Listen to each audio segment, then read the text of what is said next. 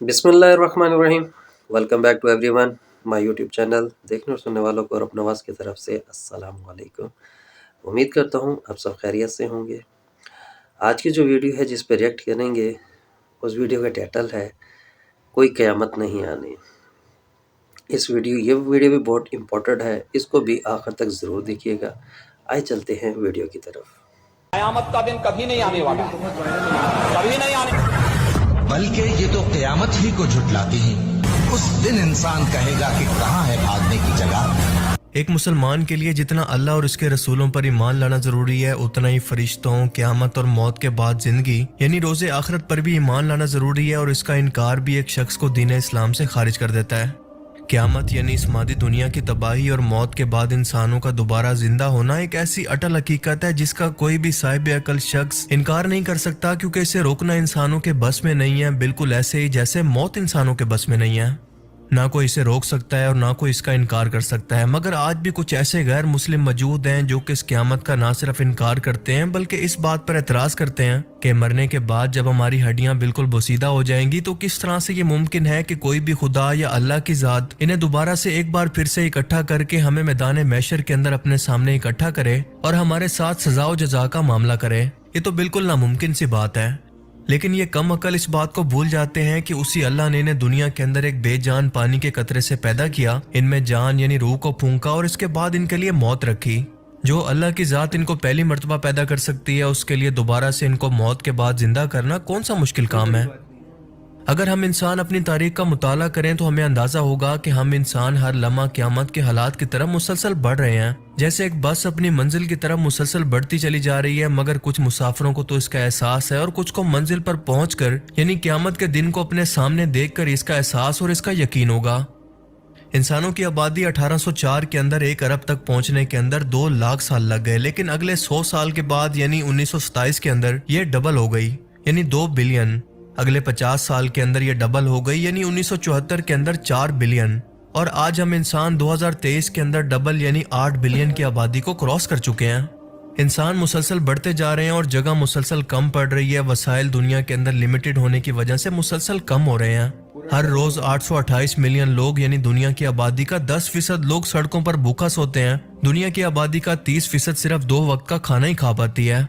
آج بھی آپ اگر اپنے ارد گرد ذرا غور کریں تو دنیا کے اندر اس وقت زیادہ تر ترقی یافتہ ملک وہی ہیں جن کی آبادی تھوڑا سا کم ہے۔ یہ انسانی آبادی ہر لمحہ ملٹی پلائی ہو کر ایک خطرناک حد تک انسانوں کی آبادی کو مسلسل بڑھا رہی ہے، جن میں سے موت سے ختم ہونے والے لوگ بہت کم ہیں، اور اس آبادی کو بڑھانے والے لوگ مسلسل بہت زیادہ تعداد کے اندر دنیا میں اس وقت بھی موجود ہیں۔ اگر یہ معاملہ ایک گھر کے اندر ہو کہ وہاں کے لوگوں کی آبادی تو مسلسل بڑھتی جائے اور ان کی جائیداد بہت کم ہو، تو وہ اس جائیداد کے لیے ایک دوسرے سے لڑیں گے، یہاں تک کہ ایک دوسرے کی جان کے دشمن بھی بن جائیں گے۔ اب ذرا اسی سینیریو کو دنیا کے ہر ایک ملک پر اپلائی کر کے سوچیں کہ جب دنیا کے اندر وسائل مسلسل کم ہوں گے تو لوگ کیسے ایک دوسرے کو زندہ رہنے کے لیے قتل کرنا شروع کریں گے۔ دنیا میں ظلم و ستم کا ایک نہ ختم ہونے والا سلسلہ شروع ہو جائے گا۔ ہر روز اس دنیا کے اندر تقریباً 5 لاکھ لوگ نئے پیدا ہوتے ہیں اور تقریباً 1.5 لاکھ لوگ ہی مرتے ہیں۔ ہر انسان چاہتا ہے کہ اس کی اولاد بڑھے، اس کی نسل مسلسل پھیلے، مگر جب یہ حد سے بڑھ جائے گی تو اسے ختم کرنے کے لیے قدرت ہر 100 سال کے بعد خود سے مداخلت کرتی ہے، قدرتی آفات کی صورت میں، مثلاً کوئی وائرس، زلزلے، طوفان یا کسی جنگوں کی صورت۔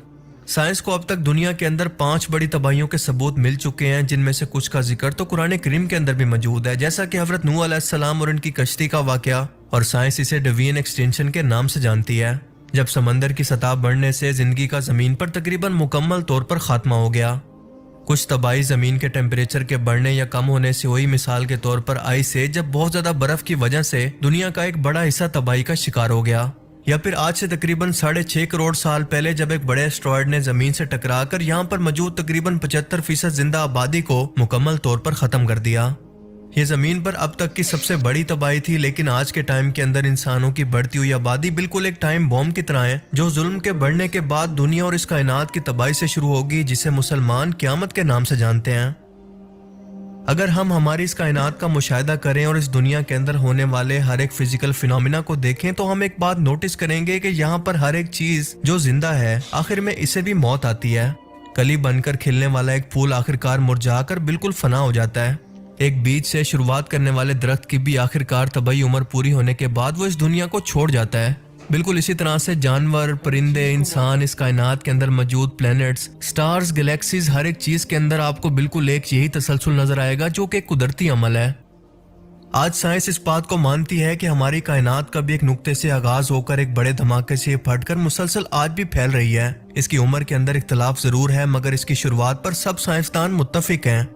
हालिया साइंसी तहकीकात के मुताबिक इंसान अब तक इस यूनिवर्स का किनारा या फिर इसका सेंटर पॉइंट तलाश करने की गलती में रहा, मगर अब इनको बिल्कुल एहसास हो चुका है कि ये कायनात दरअसल बिल्कुल एक बबल की तरह है और हम इंसान इस बबल के अंदर कहीं पर मौजूद हैं। हमारा वजूद इस कायनात के अंदर इतना छोटा है कि हम जिस भी किनारे की तरफ, जिस भी डायरेक्शन की तरफ देखें तो वो इस कायनात का मिडल या इसका मरकज ही बनता है। यानी इस कायनात का कोई किनारा, कोई भी मरकज मौजूद ही नहीं है। हमारे लिए ये लामहदूद या फिर इनफिनाइट है। अब सोचने की बात यह है कि ये बबल जो कि एक बड़े धमाके से यानी बिग बैंग से शुरू होकर इस साइज को पहुंचा, तो क्या इसकी शुरुआत से लेकर इसका कोई इख्तिताम नहीं होगा? जैसे जमीन पर मौजूद हर एक जिंदा चीज की शुरुआत होती है और आखिरकार एक दिन इसका खात्मा भी। साइंसदान ये मानते हैं कि जैसे इस कायनात की शुरुआत हुई, बिल्कुल वैसे ही इसका इख्तिताम भी होगा। यानी एक मखसूस टाइम पर फैलने के बाद ये वैसे ही इस नुक्ते में वापस चली जाएगी जहां से इसकी शुरुआत हुई, बिल्कुल एक गुब्बारे की तरह, जिसे हवा से मुकम्मल तौर पर भरने के बाद इसमें से हवा को निकाल दिया जाए। जबकि दूसरी थ्योरी ये कहती है कि ये यूनिवर्स एक साइज तक बढ़ते बढ़ते इतना ज्यादा फैल जाएगी कि सूरज, चांद, सितारे सब एक दूसरे से टकरा टकरा कर क़यामत को कायम कर देंगे। और सबसे पहले इसकी वजह बनेगा हमारा सूरज, क्योंकि हमारे सूरज की भी एक तबाही उम्र है और इसे पूरा करने के बाद इसे भी मौत आनी है। जब इसका फ्यूल यानी कि हाइड्रोजन खत्म होगा तो ये अपना साइज बढ़ा बढ़ा कर एक बड़े धमाके से जमीन पर मौजूद जिंदगी को भी खत्म कर देगा।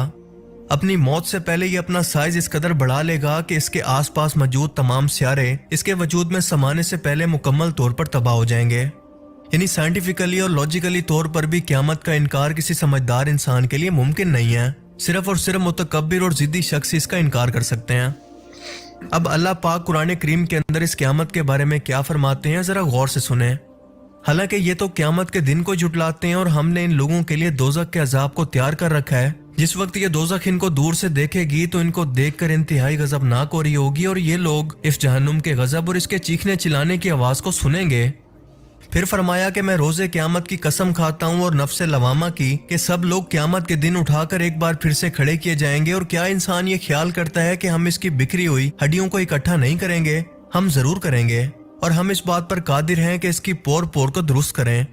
और इंसान चाहता है कि खुद सरी करता चला जाए, क्योंकि पूछता है कि क़यामत का दिन कब आएगा। कह दो कि जिस दिन आंखें चुंधिया जाएं, चांद गहना जाए, सूरज और चांद जमा कर दिए जाएं, उस दिन इंसान कहेगा कि आखिर कहाँ है भागने की जगह? कहीं भी नहीं। इसके बाद अल्लाह पाक सूरह हज के अंदर फरमाता है कि ए इंसान अपने रब से डर, क्योंकि क़यामत का ज़ल्ज़ला बहुत ही बुरी चीज होगा।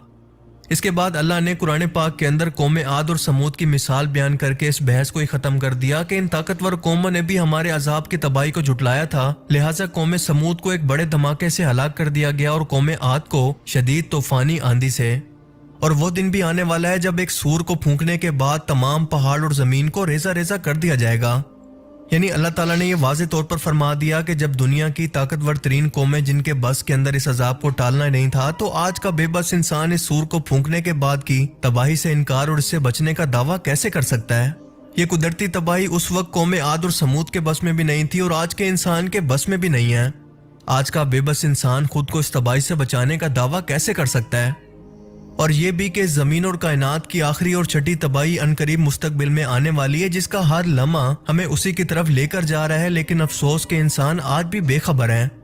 उन्होंने माजी की तबाहियों से कुछ नहीं सीखा, बल्कि अपनी कमजोर और नातवा इजादात के बलबूते पर वो मुतकब्बिर होकर इसका इनकार करते हैं, जो कि अल्लाह ताला को बिल्कुल भी पसंद नहीं है। अल्लाह ताला हमें समझने की और नेक अमल करने की तौफीक अता फरमाए, आमीन। जैसे कि आपने वीडियो में सुना कि उनके पंडित साहब फरमाते हैं कि क़यामत कभी नहीं आनी, और कुरान के अंदर आयत है, उसका तर्जुमा है कि क़यामत को झुटलाएंगे, इन जैसे लोग क़यामत को झुटलाएंगे। और कहते हैं कि जी मौत के बाद, मर जाने के बाद कैसे ज़िंदा करेंगे, जब इंसान दुनिया में था ही नहीं। अल्लाह ने एक कतरे से उसकी पैदाइश की, उसे बचपना दिया, बचपने के बाद जवानी दी, जवानी के बाद बुढ़ापा दिया, अब बुढ़ापे के बाद मौत दी, और मौत के बाद अल्लाह ने क़यामत के रोज़ सबको ज़िंदा करना है। और अल्लाह के लिए कुछ भी मुश्किल नहीं है। अल्लाह ताला कुन फरमाएंगे और सब कुछ हो जाएगा।